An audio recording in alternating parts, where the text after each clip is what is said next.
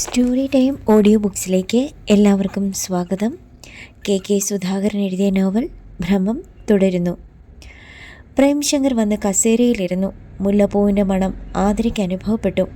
അവൾ മുഖം തിരിച്ച് അയാളെ ഒന്ന് നോക്കി. എവിടെയോ മുല്ല പൂത്തിട്ടുണ്ട്, അവൾ പറഞ്ഞു. അയാൾ ഒന്ന് ചിരിച്ചു. ഇവിടെയുണ്ട് മുല്ലയും മരവും. പിച്ചകത്തിൻ്റെ മണമാണ് എനിക്ക് കൂടുതൽ ഇഷ്ടം. ഒരു തൈ കൊണ്ടുവന്ന് നട്ടുപിടിപ്പിച്ചിട്ടുണ്ട്. അവിടെ വീട്ടിൽ തെക്കേ മുറ്റത്ത് ഒരു മുല്ലയുണ്ട്, അവൾ പറഞ്ഞു. ഞാൻ കണ്ടിട്ടുണ്ടല്ലോ.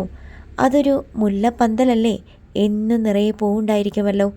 സ്കൂളിൽ പഠിക്കുന്ന കാലത്ത് മുടിയേക്കാൾ നീളമുള്ള മുല്ലപ്പൂ മാല ചൂടിയാണ് എന്നും പോയിക്കൊണ്ടിരുന്നത്, ആതിര പറഞ്ഞു. പ്രേംശങ്കർ അത് കേട്ട് ചിരിച്ചു. ഇപ്പോഴത്തെ കുട്ടികൾ മുടിയിൽ മുല്ലപ്പൂ ചൂടാറില്ല. എന്നു മാത്രമല്ല, അവർ പൂവേ ചൂടാറില്ല. അന്ന് അച്ഛൻ്റെ അമ്മ വീട്ടിലുണ്ട്. അമ്മൂമ്മ ഞങ്ങളെ സന്ധ്യ കഴിഞ്ഞാൽ പുറത്തിറങ്ങാൻ സമ്മതിക്കുമായിരുന്നില്ല. മുല്ല പൂക്കുന്ന രാത്രികളിൽ ഗന്ധർവ സാമീപ്യം ഉണ്ടാകുമെന്ന് പറഞ്ഞ് പേടിപ്പിക്കും. ഇപ്പോഴത്തെ കുട്ടികൾ അതൊന്നും വിശ്വസിക്കില്ല, അയാൾ പറഞ്ഞു. കൗമാരകാലത്ത് രാത്രിയിൽ മുല്ലപ്പൂ മണം അനുഭവപ്പെടുമ്പോൾ മനസ്സും ശരീരവുമൊക്കെ എന്താ പറയുക, ഒരുതരം റൊമാൻറ്റിക് ഫീലിംഗ്, അവൾ ചിരിച്ചുകൊണ്ട് പറഞ്ഞു. ജീവിതത്തിലുടനീളം ആ ഫീലിംഗ് നിലനിർത്താൻ അധികം പേർക്കൊന്നും കഴിയാറില്ല. പ്രേമിനോ? ഞാൻ എപ്പോഴും റൊമാൻറ്റിക്കാണ്. ഞാനും അങ്ങനെയായിരുന്നു. ജീവിതത്തോട് പ്രണയമായിരുന്നു. ഇപ്പോൾ അങ്ങനെയല്ലെന്നാണോ? അതേക്കുറിച്ച് പറയാതിരിക്കുന്നതാണ് നല്ലത്. നമുക്ക് സംസാരിക്കാൻ വേറെ എന്തെല്ലാം വിഷയങ്ങളുണ്ട്, അവൾ ചിരിച്ചു. അത് വിഷാദം നിറഞ്ഞ ചിരിയായിരുന്നു. പാട്ട് കേൾക്കാൻ ഇഷ്ടമല്ലേ? അയാൾ സംഭാഷണം മറ്റൊരു ദിശയിലേക്ക് മാറ്റി. അതെ, പണ്ട് മെഡിക്കൽ കോളേജിൽ പഠിക്കുന്ന കാലത്ത് പോലും പാട്ട് കേട്ടുകൊണ്ടാണ് ബുക്സ് വായിച്ചിരുന്നത്. മൊബൈലിൽ ഞാൻ കുറേ പാട്ടുകൾ സേവ് ചെയ്ത് വെച്ചിട്ടുണ്ട്. ഒരു പാട്ട് പറയൂ, ഉണ്ടോയെന്ന് നോക്കാമല്ലോ, അയാൾ പറഞ്ഞു. താമസം എന്തേ വരുവാൻ ബാബുരാജിൻ്റെ ഏറ്റവും മനോഹരമായ പാട്ടുകളിൽ ഒന്നാണ്. അതെൻ്റെ കയ്യിലുണ്ട്. ഇടയ്ക്കൊക്കെ ഞാൻ കേൾക്കാൻ ഇഷ്ടപ്പെടുന്ന ഒരു ഗാനമാണ്. പ്രേംശങ്കർ ആ ഗാനം എടുത്ത് പ്ലേ ചെയ്തു. രണ്ടുപേരും നിശബ്ദമായി അത് കേട്ടിരുന്നു. എന്തുകൊണ്ടാണ് പ്രേമിന് ഈ പാട്ടിനോട് ഇഷ്ടം തോന്നിയത്? പെട്ടെന്ന് ആതിര ചോദിച്ചു.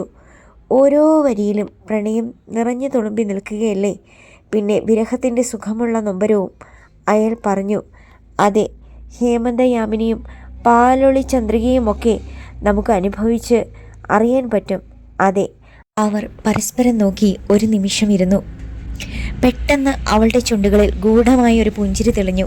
ഞാനൊരു കാര്യം ചോദിച്ചാൽ സത്യം പറയുമോ? എന്താണ്? അയാൾ ചോദിച്ചു. വേറെ ആരും അറിയുകയില്ല. നമുക്കിടയിൽ മാത്രമുള്ള രഹസ്യമായിരിക്കും അത്, അവൾ പറഞ്ഞു. പെട്ടെന്ന് പാട്ട് നിലച്ചു. മൊബൈൽ ബെല്ലടിക്കാൻ തുടങ്ങി. പ്രേംശങ്കർ അതെടുത്തു നോക്കി. അഞ്ജലി കോളിംഗ്. അഞ്ജലിയാണ്, അയാൾ പറഞ്ഞു. പെട്ടെന്ന് ആതിരയുടെ മുഖത്തെ ചിരി മാഞ്ഞു. ഒരു മിനിറ്റ്. അയാൾ മൊബൈലുമായി ബാൽക്കണിയിലേക്ക് ചെന്ന് നിന്നിട്ട് കോൾ എടുത്തു. പ്രേം, അവൾ വിളിച്ചു. എന്താ ഇന്ന് വിളിക്കാൻ വൈകിയേ? 9 നിൻ്റെ കോൾ ഞാൻ പ്രതീക്ഷിച്ചു, അയാൾ പറഞ്ഞു. ഇന്ന് ഡിന്നറിന് ശേഷം ചെറിയൊരു കലാപരിപാടി ഉണ്ടായിരുന്നു. കർണാടകത്തിലെ ഒരു ഫോക്ക് ഡാൻസ്. 3/4 മണിക്കൂർ നീണ്ടു. അത് കഴിഞ്ഞ് റൂമിൽ വന്നിട്ട് വിളിക്കാമെന്ന് വിചാരിച്ചു. അത് സാരമില്ല. ആതിര ചേച്ചിയും അശോകൻ ചേട്ടനും എപ്പം വന്നു? അവൾ തിരക്കി. സന്ധ്യയ്ക്ക് മുമ്പ് വന്നു. ഞാൻ പിന്നെ കഴിക്കാനുള്ളത് പോയി പാഴ്സൽ മേടിച്ചു. കഷ്ടം, ഞാനില്ലാതെ പോയല്ലോ, അവൾ വ്യസനിച്ചു. ചേച്ചിയും അത് തന്നെ പറഞ്ഞു. സെലിബ്രേഷൻ വല്ലതും ഉണ്ടായിരുന്നോ? അവൾ അർത്ഥം വെച്ച് ചോദിച്ചു. പിന്നില്ലേ, അശോകേട്ടനല്ലേ ആൾ. പക്ഷേ ഞാൻ വെറുതെ ഇരുന്നതേ ഉള്ളൂ. അത് നന്നായി. അല്ലെങ്കിൽ ചേച്ചി ഒറ്റയ്ക്ക്. ഉറങ്ങിയോ രണ്ടുപേരും? അശോകൻ ചേട്ടൻ ഉറങ്ങി. ഞാൻ മുകളിലത്തെ റൂമിലാണ്, അയാൾ പറഞ്ഞു. നന്നായി. ഇന്നിനി ചേച്ചിയെ വിളിക്കുന്നില്ല. രാവിലെ സംസാരിക്കാം. ഞാൻ എന്നാൽ കിടന്നോട്ടെ? ശരി, good night. Good night. Prem call cut ചെയ്തു. അയാൾ തിരിച്ച് മുറിയിലേക്ക് കയറിയപ്പോൾ ആതിര അവിടെ ഉണ്ടായിരുന്നില്ല. അവൾ താഴേക്ക് പോയി കഴിഞ്ഞിരുന്നു. അയാൾക്ക് ഖേദം തോന്നി. എന്തോ ചോദിക്കാൻ തുടങ്ങുകയായിരുന്നു ആതിര ചേച്ചി.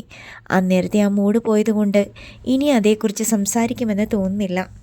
അയാൾ ലൈറ്റ് അണച്ച് ഉറങ്ങാൻ കിടന്നു. ഏറെ നേരം കഴിഞ്ഞാണ് അയാൾക്ക് ഉറങ്ങാൻ കഴിഞ്ഞത്. രാവിലെ പതിവിലും വൈകിയാണ് പ്രേം ഉണർന്നത്. അയാൾ താഴേക്ക് ഇറങ്ങി ചെല്ലുമ്പോൾ ആതിരയുടെയും അശോക് കുമാറിൻ്റെയും സംസാരം കേൾക്കുന്നുണ്ടായിരുന്നു. ഗുഡ് മോർണിംഗ്, അയാളെ കണ്ട് അശോകൻ പറഞ്ഞു. ഗുഡ് മോർണിംഗ് ചേട്ടാ. രണ്ടുപേരും ഡൈനിങ് ടേബിളിൻ്റെ അടുത്ത് ഉണ്ടായിരുന്നു. കട്ടൻ ചായ മെല്ലെ കുടിക്കുകയായിരുന്നു അശോകൻ. ആതിര അടുത്തിരിക്കുന്നു. അവളുടെ മുഖത്ത് പ്രത്യേകിച്ച് ഭാവഭേദം ഉണ്ടായിരുന്നില്ല. രാവിലെ എഴുന്നേറ്റാലുടൻ അശോകേട്ടന് കട്ടൻ ചായ കുടിക്കണം. കുറച്ച് ബാക്കിയുണ്ട്. പ്രേമിന് വേണോ? അവൾ ചോദിച്ചു. പതിവില്ല, എന്നാലും തന്നേക്ക് ചേച്ചി. അയാൾ അശോകൻ്റെ അടുത്തിരുന്നു. അവിടെ ഗ്രീൻ ടീയാണ് ഞാൻ പതിവായി കുടിക്കുന്നത്. അതിൽ ആൻറ്റി ഓക്സിഡൻസ് ഉണ്ട്. പ്രേം ശീലമാക്കുന്നത് നല്ലതാ. ആതിര ഒരു ഗ്ലാസ് കട്ടൻ ചായയുമായി വന്നു. ഇന്നലെ അഞ്ജലി വിളിച്ചപ്പോൾ ആതിര ചേച്ചി ഉറങ്ങിയിരുന്നു. രാവിലെ വിളിച്ചോളാമെന്ന് അവൾ പറഞ്ഞു. അവൾ കുറച്ചു മുമ്പേ എന്നെ വിളിച്ചിരുന്നു, ആതിര പറഞ്ഞു. ഓ, അത് ശരി. ബ്രേക്ക്ഫാസ്റ്റ് വാങ്ങിക്കാൻ പോകണ്ട, ഇവിടെ ഉണ്ടാക്കാമെന്ന ആതിര പറയുന്നത്, അശോകൻ അറിയിച്ചു. അയ്യോ, ചേച്ചിക്ക് അത് ബുദ്ധിമുട്ടാവും. ഒന്നാമത് പരിചയമില്ലാത്ത കിച്ചൺ, പ്രേം പറഞ്ഞു. ഉപ്പുമാവ് ഉണ്ടാക്കാനുള്ള സാമഗ്രികൾ ഇവിടെയുണ്ട്, ഞാൻ കണ്ടുപിടിച്ചു. അതുപോലെ മതി. ബ്രേക്ക്ഫാസ്റ്റ് കഴിച്ചിട്ടാണ് അശോകനും ആതിരയും കല്യാണത്തിൽ പങ്കെടുക്കാൻ പോകാൻ വേഷം ധരിച്ചത്. അശോകൻ പാൻസും ഷർട്ടുമാണ് ഉപയോഗിച്ചത്. ആതിര മെറൂൺ നിറത്തിലുള്ള സിൽക്ക് സാരി. അതുവഴി ഞങ്ങളങ്ങ് പോകും പ്രേം. ഇവിടെ വരാൻ സമയം കിട്ടിയെന്ന് വരില്ല, അശോകൻ പറഞ്ഞു. അതിന് കുഴപ്പമില്ല, എന്തിനാ വെറുതെ സമയം കളയുന്നേ? ഊണ് കഴിയുമ്പോഴേക്ക് ചിലപ്പോൾ ഉച്ചയാകും. അപ്പോഴാണ് വെളിയിൽ ഒരു സ്കൂട്ടർ വന്ന് നിന്നത്. പ്രേം ചെന്ന് നോക്കിയപ്പോൾ അശ്വതിയാണ്. അവൾ ഒരു പ്ലാസ്റ്റിക് കിറ്റുമായി പുഞ്ചിരിയോടെ കയറി വന്നു. ഏതോ ഗസ്റ്റ് ഉണ്ടെന്ന് തോന്നുന്നല്ലോ. മുറ്റത്ത് കാർ കിടക്കുന്നത് കണ്ട് അവൾ പറഞ്ഞു. അഞ്ജലിയുടെ ചേച്ചിയും ഹസ്ബൻഡും വന്നിട്ടുണ്ട് ഒരു കല്യാണത്തിന് പങ്കെടുക്കാൻ. ഇന്നലെ വന്നതാണോ അവർ? ബ്രേക്ക്ഫാസ്റ്റ് കഴിച്ചോ അങ്കിൾ? ചേച്ചി ഉണ്ടാക്കി. അയ്യോ, എന്നാൽ ഞാൻ പോയേക്കാം. അങ്കിളിന് കഴിക്കാൻ കൊണ്ടുവന്നതായിരുന്നു ഞാൻ. വന്ന സ്ഥിതിക്ക് അവരെ കണ്ടിട്ട് പോയാൽ മതി. വാ. സങ്കോചത്തോടെ അശ്വതി അയാളുടെ പിന്നാലെ ചെന്നു. ഡ്രോയിങ് റൂമിലായിരുന്നു അശോകനും ആതിരയും. ഇതെൻ്റെ കസിൻ കുസുമൻ ചേച്ചിയുടെ മോളാ അശ്വതി. ഇവിടെ അടുത്താണ് അവർ താമസിക്കുന്നത്. രാവിലെ കഴിക്കാൻ കൊണ്ടുവന്നത് അവൾ. അശ്വതിയെ പ്രേം പരിചയപ്പെടുത്തി. മോളിപ്പോൾ എന്ത് ചെയ്യുന്നു? കൗതുകത്തോടെ ആതിര ചോദിച്ചു. +2 റിസൾട്ട് വെയിറ്റ് ചെയ്യുക ആൻറ്റി, അവൾ പറഞ്ഞു. അശോകൻ അവളെ ഒന്ന് നോക്കിയതല്ലാതെ ഒന്നും മിണ്ടിയില്ല. കുസുമൻ ചേച്ചിയെ ഏതോ ഒരു കല്യാണത്തിന് പോയപ്പോൾ കണ്ടിട്ടുണ്ട്. കുറേ നാൾ മുമ്പാണ്. അഞ്ജലി പരിചയപ്പെടുത്തി തന്നു, ആതിര പറഞ്ഞു. വിജയേട്ടൻ ഗൾഫില, അമ്മയും മോളും മാത്രമേ നാട്ടിലുള്ളൂ, പ്രേം പറഞ്ഞു. എങ്കിൽ നമുക്കിറങ്ങാം. അശോകൻ സൂട്ട് കേസ് എടുത്ത് എഴുന്നേറ്റു. ശരി, പോയി വരാം പ്രേം, ചെന്നിട്ട് വിളിക്കാം. പോട്ടെ മോളെ. അശ്വതിയുടെ കവിളിൽ ഒന്ന് തലോടിയിട്ട് ആതിര പുറത്തേക്ക് നടന്നു. രണ്ടുപേരും കാറിൽ കയറി പോകുന്നത് കണ്ട് പ്രേം ശങ്കറും അശ്വതിയും നിന്നു. ഗേറ്റ് കടന്ന് കാർ പുറത്തേക്കിറങ്ങി. ഗൗരവഭാവത്തിലായിരുന്നു അശോകൻ. എന്തായാലും ഇതൊട്ടും ശരിയായില്ല, അയാൾ പറഞ്ഞു. എന്ത്? മനസ്സിലായില്ല ആതിരയ്ക്ക്. ഒരു ചെറുപ്പക്കാരൻ ഒറ്റയ്ക്കുള്ള വീട്ടിലേക്ക് ഒരമ്മ മോളെ പറഞ്ഞു വിടാൻ പാടില്ലായിരുന്നു. ഞെട്ടലോടെ ആതിര അയാളെ നോക്കി. അശോകേട്ടൻ എന്തായി പറയുന്നേ? പ്രേമും കുസുമൻ ചേച്ചിയും ബന്ധുക്കൾ മാത്രമല്ല, ഫാമിലി ഫ്രണ്ട്സുമാ. അഞ്ജലിക്ക് അവരെ നല്ലോണം അറിയാം. തന്നെയുമല്ല, അവൾ കുട്ടിയല്ലേ, +2 പഠിക്കുന്ന. അല്ലെങ്കിൽ തന്നെ പ്രേം ഉത്തരവാദിത്ത ബോധമില്ലാത്തവനാണെന്ന് അശോകേട്ടന് തോന്നുന്നുണ്ടോ? അവൾ എതിർത്തുകൊണ്ട് പറഞ്ഞു. അശോകൻ പരിഹാസത്തോടെ ഒന്ന് ചിരിച്ചു. സൗകര്യം ഒത്തുവന്നാൽ പ്രായവ്യത്യാസവും ബന്ധുത്വവും ഒക്കെ മറക്കും ആണും പെണ്ണും, അയാൾ പറഞ്ഞു. അശോകൻ്റെ സംസാരം കേട്ട് ആതിരയ്ക്ക് കലശലായ കോപം വന്നു. പക്ഷെ ഒരു കല്യാണത്തിന് പങ്കെടുക്കാൻ പോവുകയാണല്ലോ എന്ന ഒരൊറ്റ കാരണം കൊണ്ട് അവൾ മറുപടിയൊന്നും പറഞ്ഞില്ല. വഴക്കുണ്ടാക്കി ചെല്ലാൻ പറ്റിയ സ്ഥലത്തേക്കല്ലല്ലോ പോകുന്നത്. പലരും ശ്രദ്ധിക്കും. മുഖത്ത് തെളിയുന്ന കയ്പ്. രണ്ടുപേരും പിന്നെ ഒന്നും സംസാരിച്ചില്ല. അശ്വതി വിഷണ്ണിയായി പ്രേംശങ്കറെ നോക്കി. ഞാനിനി ഇതെങ്ങനെ തിരിച്ചു കൊണ്ടുപോകും? ഇടിയപ്പവും മുട്ടക്കറിയുമാണ്, ഉച്ചയാകുമ്പോഴേക്ക് ചീത്തയാകും, അവൾ പറഞ്ഞു. തിരിച്ചു കൊണ്ടുപോകണമെന്ന് നിന്നോട് ആര് പറഞ്ഞു? അയാൾ ചോദിച്ചു. അങ്കിൾ കഴിച്ചോന്നല്ലേ പറഞ്ഞത്? അത് സാരമില്ല, വയറ്റിൽ കുറച്ച് സ്ഥലം ബാക്കിയുണ്ട്. എടാ കള്ളാ, അവൾ ചിരിച്ചു. പക്ഷേ കുറച്ച് കഴിഞ്ഞേ ഞാൻ കഴിക്കൂ. മതി, അതുവരെ ഞാനിരിക്കാം. അത് വേണ്ട, നീ പൊയ്ക്കോ അച്ചു. എനിക്കിവിടെ വേറെ ചില പണികളുണ്ട്. നിന്നോട് വർത്തമാനം പറഞ്ഞുകൊണ്ടിരുന്നാൽ അതൊന്നും നടക്കില്ല, അയാൾ പറഞ്ഞു. എന്ത് പണികൾ? ഞാൻ സഹായിക്കാം അങ്കിൾ. സംഗതി അപ്പോൾ വേഗം തീർന്നു കിട്ടുമല്ലോ. നിന്നെക്കൊണ്ട് സഹായിക്കാൻ പറ്റിയ പണികളല്ല, ഓഫീസിലെ ചില സംഭവങ്ങളാണ്. അവളെ ഒഴിവാക്കാനായി അയാൾ പറഞ്ഞു. ആ ശീലം തെറ്റാണ്. ഓഫീസിലെ പണികൾ ഒരിക്കലും വീട്ടിലേക്ക് കൊണ്ടുവരാൻ പാടില്ല.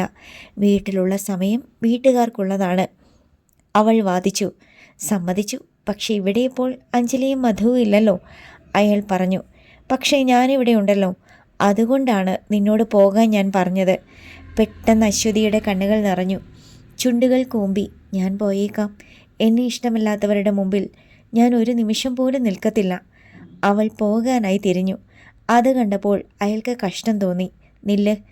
അയാൾ അവളുടെ കൈ പിടിച്ചു നിർത്തി. അവൾ മുഖം തിരിച്ച് അയാളെ നോക്കി.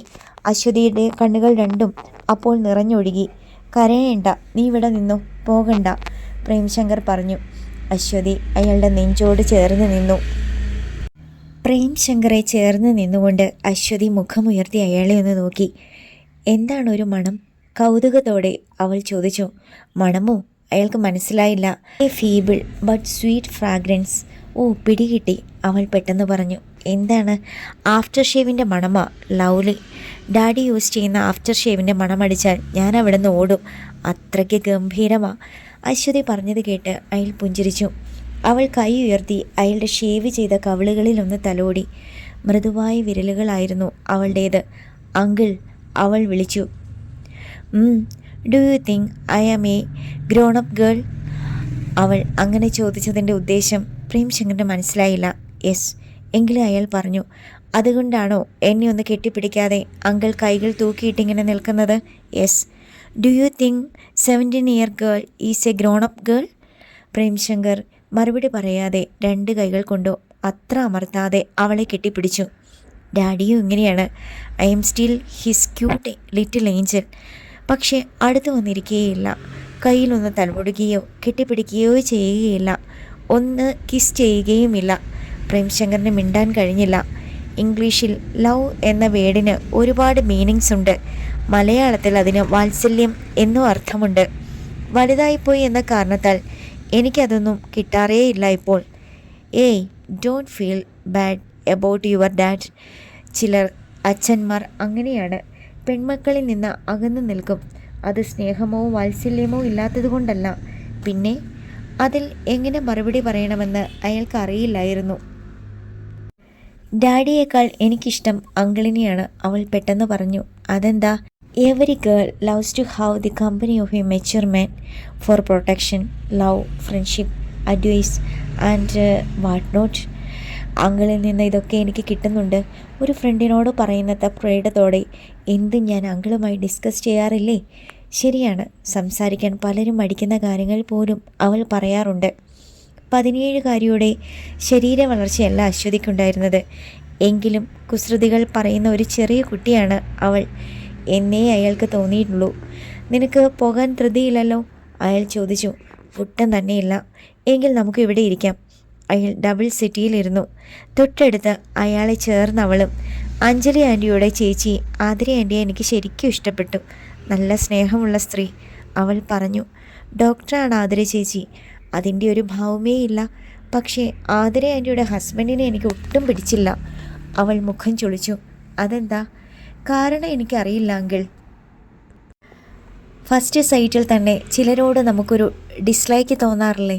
അതുപോലെ അശോകൻ ചേട്ടൻ ഒരു പാവമാണ്, മേ ബി. പക്ഷേ ആതിര ആൻറ്റിക്ക് സ്യൂട്ടബിളായ ഹസ്ബൻഡ് അല്ല ആ അങ്കിൾ. പ്രേംശങ്കറിന് അത്ഭുതം തോന്നി. അച്ചുവിൻ്റെ ഒരു ഒബ്സർവേഷൻ. ഞാൻ അങ്കിളിൻ്റെ മടിയിലൊന്ന് കിടക്കട്ടെ? പെട്ടെന്ന് അവൾ ചോദിച്ചു. അയാൾക്ക് സങ്കോചം തോന്നി. പ്രായത്തേക്കാളേറെ ശാരീരിക വളർച്ചയുള്ള പെണ്ണാണ്. പണ്ടൊക്കെ ഡാഡിയും മമ്മിയും മടിയിൽ കിടത്തി എന്നെ തലോടുമായിരുന്നു. എന്തൊരു സുഖമായിരുന്നെന്നോ അത്. ഇപ്പോൾ മമ്മി പോലും എന്നെ മടിയിൽ കിടത്താറില്ല. അവളെ നിരാശപ്പെടുത്തണ്ട എന്ന് പ്രേംശങ്കറിന് തോന്നി. കിടന്നോളൂ, അയാൾ പറഞ്ഞു. അശ്വതി അയാളുടെ മടിയിൽ തലവെച്ച് കിടന്നു. അയാൾ വാത്സല്യത്തോടെ അവളുടെ മുടിയിഴകളിലൂടെ വിരൽ കടത്തി തലോടി. നല്ല സുഖം. അവൾ കണ്ണുകൾ അടച്ചു. അച്ചുവിനെ ആരായിട്ടാണ് കാണേണ്ടത്? മകളായിട്ടോ അതോ അനുജത്തിയായിട്ടോ? അനുജത്തിയാണ് കുറച്ചുകൂടി ചേർച്ച. അങ്കിൾ, അവൾ വിളിച്ചു. എൻ്റെ കഴുത്തിൻ്റെ ബാക്ക് സൈഡിൽ ഒരു മറുകുണ്ട്. അതെയോ? ഞാൻ 10th പഠിക്കുമ്പോൾ ഒരു തമാശയുണ്ടായി. എന്താണ്? സർട്ടിഫിക്കറ്റിൽ ചേർക്കാൻ 2 ഐഡൻറ്റിഫിക്കേഷൻ മാർക്സ് വേണം. മിക്ക കുട്ടികളുടെയും കയ്യിലും മുഖത്തും ഒക്കെ മറുകുകളുണ്ട്. എനിക്കാണെങ്കിൽ ആകെ ഒരേ ഒരു മറുകുള്ളത് ഇടത് ബ്രസ്റ്റ് തുടങ്ങുന്ന ഭാഗത്താ. അതോർത്ത് അവൾ ഒന്ന് ചിരിച്ചു. പ്രേംശങ്കർ മിണ്ടിയില്ല. അതെനിക്കറിയാമല്ലോ. കഴുത്തിൻ്റെ പിന്നിലെ മറുകിൻ്റെ കാര്യം കുട്ടിക്കാലത്ത് മമ്മി പറഞ്ഞിട്ടുള്ള കാര്യം എനിക്ക് ഓർമ്മയുണ്ട്. എന്തോ ഓർത്ത് അവൾ വീണ്ടും ഒന്ന് ചിരിച്ചു. 10th ഞങ്ങളുടെ ക്ലാസ് ടീച്ചർ ജേക്കബ് സാറായിരുന്നു. ഓരോ കുട്ടിയെയും വിളിച്ച് ഐഡൻറ്റിഫിക്കേഷൻ മാർക്ക് നോക്കി പുള്ളി എഴുതിയെടുത്തു. എന്നെ വിളിച്ചപ്പോഴാ രസം. അവൾ എന്തെങ്കിലും കുസൃതി ഒപ്പിച്ചു കാണും എന്ന് അയാൾക്ക് തോന്നി. കഴുത്തിൻ്റെ ബാക്കിൽ ഒരു മറുകുണ്ടെന്ന് ഞാൻ പറഞ്ഞു. അത് കാണണമെന്ന് പുള്ളി. ഞാൻ തിരിഞ്ഞു നിന്നിട്ട് മുടി മാറ്റി കാണിച്ചു. A black mall on the back side of the neck എന്ന് പുള്ളി എഴുതി. അവൾ പിന്നെ ചെയ്തത് എന്തായിരിക്കുമെന്ന് അയാൾക്ക് ഊഹിക്കാൻ കഴിഞ്ഞു. രണ്ടാമത്തേത് ബ്രസ്റ്റിൻ്റെ മുകളിലാണെന്ന് ഞാൻ പറഞ്ഞു. ക്രീം ഷർട്ടും കോഫി ബ്രൗൺ ഫിനോഫറുമാണ് സ്കൂൾ യൂണിഫോം. ഞാൻ ഷർട്ടിൻ്റെ ബട്ടൺസ് അഴിക്കാൻ തുടങ്ങിയപ്പോൾ പുള്ളി ഞെട്ടി. കാണണ്ട, ഞാൻ എഴുതിക്കോളാമെന്ന് പറഞ്ഞ് പുള്ളി എന്നെ വിലക്കി. A black mole 3 centimetre above the left breast എന്ന് പുള്ളി എഴുതുകയും ചെയ്തു. അവൾ അപ്പോഴും അയാളുടെ മടിയിൽ തലവെച്ച് കിടക്കുകയായിരുന്നു. അങ്കിൾ എൻ്റെ മുടിയൊന്ന് മാറ്റിക്ക്. കഴുത്തിലെ മറുക് ഇപ്പോഴും ഉണ്ടോയെന്നറിയാമല്ലോ. അയാൾ അവളുടെ മുടി ഒരു ഭാഗത്തേക്ക് വകഞ്ഞു മാറ്റി. അവളുടെ വെളുത്ത കഴുത്തിൻ്റെ പിൻഭാഗത്ത് തവിട്ട് നിറം കലർന്ന കറുത്ത മറുകുണ്ടായിരുന്നു. മതി, ഇനി എഴുന്നേൽക്ക്, എനിക്ക് വേറെ ജോലിയുണ്ട്, അയാൾ തിടുക്കത്തിൽ പറഞ്ഞു. അശ്വതി പൊട്ടിച്ചിരിച്ചു. ജേക്കബ് സാറിനെ പോലെ അങ്കിളും അല്ലേ? ഒട്ടും ധൈര്യമില്ല. അവൾ മെല്ലെ എഴുന്നേറ്റിരുന്നു. അപ്പോഴാണ് അവളുടെ മൊബൈലിൽ ഒരു കോൾ വന്നത്. മമ്മിയാ, അവൾ പറഞ്ഞു. അവൾ കോൾ എടുത്തു. എന്താ മമ്മി, നീ എവിടെയാ? കുസുമൻ ചോദിച്ചു. പ്രേം അങ്കിളിൻ്റെ അടുത്ത്. വരാറായില്ലേ? ഇപ്പം വരാം. നീ വന്നിട്ട് വേണം എനിക്ക് ടൗണിലൊന്ന് പോകാൻ. ശരി മമ്മി. അവൾ പോകാൻ തയ്യാറായി. ടിഫിൻ കഴിക്കാൻ മറക്കല്ലേ, ഞാൻ കഷ്ടപ്പെട്ട് കൊണ്ടുവന്നതാ. കഴിക്കാം. അശ്വതി സ്കൂട്ടറിൻ്റെ ചാവിയും എടുത്ത് മൂളിപ്പാട്ടുമായി പുറത്തേക്ക് നടന്നു. അച്ചുവിന് കുസൃതി കുറച്ച് കൂടുതലാണ്, പ്രേംശങ്കർ വിചാരിച്ചു. ഇനി എന്നാണ് അവൾക്ക് പ്രായത്തിൻ്റെ പക്വത കിട്ടുക? പുറത്തേക്ക് പോകാൻ വേഷം ധരിക്കുമ്പോഴാണ് നിലക്കണ്ണാടിയിൽ കുസുമം തൻ്റെ ശരീരം ശ്രദ്ധിച്ചത്. വയറിത്തിരി വലുതാവുന്നുണ്ടോ? കൊഴുപ്പ് നിറഞ്ഞ ഭക്ഷണം അവൾ കഴിയുന്നതും ഒഴിവാക്കാറുണ്ട്. അത് കാരണം പരന്ന വയറാണ്. പക്ഷേ ഇപ്പോൾ വ്യായാമം തീരെയില്ല. അച്ചുവിനെയും കൂട്ടി രാവിലെ അരമണിക്കൂർ നടക്കാൻ പോകണം. അല്ലെങ്കിൽ യോഗ ചെയ്താൽ മതി. ടൗണിൽ യോഗ ക്ലാസ്സുകൾ നടത്തുന്ന ആരെങ്കിലും ഉണ്ടോ എന്ന് പ്രേമിനോട് ചോദിച്ചാൽ അറിയാൻ പറ്റിയേക്കും. പെട്ടെന്നാണ് അശ്വതിയുടെ സ്കൂട്ടർ ഗേറ്റ് കടന്നു വന്നത്. കുസുമൻ ചെന്ന് വാതിൽ തുറന്നു. നീ എന്താ ഇത്രയും താമസിച്ചത്? പോയിട്ട് 1 മണിക്കൂർ കഴിഞ്ഞല്ലോ. മമ്മി ഇതുവരെ ക്ലോക്കിൽ നോക്കിക്കൊണ്ടിരിക്കുമായിരുന്നോ? അശ്വതിക്ക് അരിശം വന്നു. 15 അല്ലെങ്കിൽ 20 മിനിറ്റ് മതി അവിടെ വരെ പോയിട്ട് വരാൻ. ഞാൻ ചെന്നപ്പം അഞ്ജലി ആൻറ്റിയുടെ ചേച്ചിയും ഹസ്ബൻഡും അവിടെ ഉണ്ടായിരുന്നു. ആര്? ആതിരയോ? എന്തിനാ അവരിപ്പോൾ? കുസുമ ആശ്ചര്യപ്പെട്ടു. ഏതോ വെഡ്ഡിങ് ഫംഗ്ഷൻ അറ്റൻഡ് ചെയ്യാൻ വന്നതാ. ഞാൻ ചെന്ന് കഴിഞ്ഞാൽ പോയത്. അയ്യോ, ഒരാൾക്ക് മാത്രമല്ലേ ബ്രേക്ക്ഫാസ്റ്റ് കൊണ്ടുപോയത്? നേരത്തെ അറിഞ്ഞിരുന്നെങ്കിൽ. കുസുമം ഖേദിച്ചു. ആതിര ആൻറ്റി ബ്രേക്ക്ഫാസ്റ്റ് ഉണ്ടാക്കി, അതുകൊണ്ട് ഞാൻ കൊണ്ടുപോയത് അവിടെ വെച്ചിട്ട് പോന്നു. അത് നന്നായി. വിശക്കുമ്പം പ്രിയമെടുത്ത് കഴിച്ചോളും. മമ്മി എന്തിനാ ടൗണിൽ പോകുന്നേ? അശ്വതി ചോദിച്ചു. വീട്ടിലിടുന്ന സ്ലിപ്പേഴ്സ് ചീത്തയായി, ഒരെണ്ണം മേടിക്കണം. നീ വരുന്നോ? ഇല്ല, മമ്മി പോയിട്ട് വാ, അവൾ പറഞ്ഞു. എന്നാൽ വാതിലടച്ചേക്ക്. കുസുമൻ സ്കൂട്ടറിൽ ടൗണിലേക്ക് പോയി. ഏറ്റവും വലിയ ചെരുപ്പ് കടയിലേക്കാണ് അവൾ ചെന്നത്. പുറത്തു പോകുമ്പോൾ ധരിക്കാൻ പറ്റിയ ചെരുപ്പുണ്ടെങ്കിൽ ഒരു ജോഡി വാങ്ങണം. അത്യാവശ്യമായിട്ട് വാങ്ങാൻ ചെന്നാൽ മനസ്സിനിണങ്ങിയ ഒന്നും കിട്ടുകയില്ല. വെറുതെ ആർക്കെങ്കിലും കൂട്ടിന് വന്നാൽ നല്ലത് കണ്ണിൽ പെടുകയും ചെയ്യും. സ്കൂട്ടർ പാർക്ക് ചെയ്തിട്ട് സീസൺ ഷൂസ് എന്ന പേരുള്ള ഷോറൂമിലേക്ക് കുസുമം കയറി ചെന്നു. 4-5 സെയിൽസ്മാൻമാർ ഉണ്ടായിരുന്നു അവിടെ. 4-5 കസ്റ്റമേഴ്സും. കുസുമത്തെ കണ്ട് 19ഓ 20ഓ വയസ്സ് തോന്നിക്കുന്ന സുമുഖനായ ഒരു സെയിൽസ്മാൻ പെട്ടെന്ന് പിന്നിലുള്ള സ്റ്റോർ റൂമിലേക്ക് പോയി ഒളിച്ചു. അല്പം ഒന്ന് തുറന്ന് വാതിലിൻ്റെ വിടവിലൂടെ അവൻ അവളെ നിരീക്ഷിച്ചുകൊണ്ട് നിന്നു. കുസുമത്തിന് അത്തവണ വളരെയൊന്നും തിരയേണ്ടി വന്നില്ല. അവൾക്കൊരുവിധം മനസ്സിന് പിടിച്ച ഒരു ജോഡി ചെരുപ്പ് വേഗം തന്നെ മുന്നിൽ വന്നു പെട്ടു. ലെതർ ഉൽപ്പന്നം, പോരാഞ്ഞിട്ട് പേരുള്ള കമ്പനിയുടേതും. അവൾ അത് വാങ്ങി ബില്ലനുസരിച്ചുള്ള പണം കൊടുത്ത് ചെരുപ്പിൻ്റെ പാക്കറ്റുമായി ഷോറൂമിൽ നിന്നിറങ്ങി. നിന്റെ ബൈക്കിൻ്റെ ചാവി ഒന്ന് തന്നേ, ഒളിച്ചു നിന്ന സെയിൽസ്മാൻ പുറത്തേക്ക് വന്ന് വേറൊരു സെയിൽസ്മാനോട് ആവശ്യപ്പെട്ടു. എവിടെ പോകാനാ സുമേഷ്? റൂമിൽ വരെ. വയറിന് നല്ല സുഖമില്ല. വേഗം വരുമോ നീ? വരും, ഏറിയാൽ ഒരു 10 മിനിറ്റ്. നീ പുതിയ ആളായതുകൊണ്ട് പറയുക. ഇടയ്ക്കുള്ള ഇറങ്ങിപ്പോക്കൊന്നും ബേബി ചായന് ഇഷ്ടപ്പെടത്തില്ല. സുമേഷ് ഒന്ന് പുഞ്ചിരിച്ചിട്ട് ചാവിയും വാങ്ങി പുറത്തേക്കിറങ്ങി. അപ്പോഴേക്ക് കുസുമം സ്കൂട്ടർ സ്റ്റാർട്ട് ചെയ്ത് മുന്നോട്ട് നീങ്ങിക്കഴിഞ്ഞിരുന്നു. ബൈക്കെടുത്ത് സുമേഷ് അവളുടെ പിന്നാലെ ചെന്നു. വീടിൻ്റെ ഗേറ്റിന് മുന്നിലെത്തി. അവൾ നിന്നപ്പോൾ അവനും അല്പം മാറി ബൈക്ക് നിർത്തി. ഗേറ്റ് തുറന്ന് അവൾ സ്കൂട്ടർ ഓടിച്ച് ഉള്ളിലേക്ക് കയറിപ്പോയി. അല്പനേരം കൂടി കാത്തു നിന്നിട്ട് അവൻ ആ വീടിൻ്റെ മുൻപിലൂടെ സാവധാനം വണ്ടി ഓടിച്ചു ചെന്നു. കൗസ്തുഭം. ഗേറ്റിൽ എഴുതി വെച്ചിരുന്ന പേര് അവനൊന്ന് വായിച്ചു. പിന്നെ സീസൺ ഷൂവിൻ്റെ ഷോറൂമിലേക്ക് തിരിച്ചുപോയി. പിറ്റേന്ന് രാവിലെ ഷോറൂമിലേക്ക് പോകുന്നതിനും വളരെ നേരത്തെ സുമേഷ് വേഷം ധരിച്ച് ലോഡ്ജിൽ നിന്നിറങ്ങി. കൗസ്തുഭത്തിൻ്റെ മുന്നിലൂടെ 3-4 തവണ നടന്നെങ്കിലും വെളിയിൽ ആരെയും കണ്ടില്ല. നിരാശയോടെ തിരിച്ചു പോകാൻ തുടങ്ങുമ്പോഴാണ് മുൻവാതിൽ തുറന്ന് അശ്വതി വെളിയിലേക്ക് വന്നത്. അവളെ കണ്ട് അവൻ അല്പം ഉച്ചത്തിൽ ഒന്ന് ചൂളം കുത്തി. പെട്ടെന്ന് അവൾ തിരിഞ്ഞു നോക്കി. അവനെ കണ്ട് അവൾ അത്ഭുതഭാവത്തിൽ ഗേറ്റിനടുത്തേക്ക് ഓടി വന്നു. സുമേഷ്! വിശ്വസിക്കാനാവാതെ അവൾ വിളിച്ചു. എൻ്റെ സ്നേഹത്തിൽ നിനക്കിപ്പോൾ വിശ്വാസക്കുറവുണ്ടോ? ഒട്ടുമില്ല. ഗേറ്റിൻ്റെ ഗ്രില്ലിനുള്ളിലൂടെ അവൻ ഉള്ളിലേക്ക് കൈകടത്തി. അശ്വതി സ്നേഹത്തോടെ അവൻ്റെ വിരലുകളിൽ മുറുകെ പിടിച്ചു. അടുത്ത ഭാഗം നാളെ.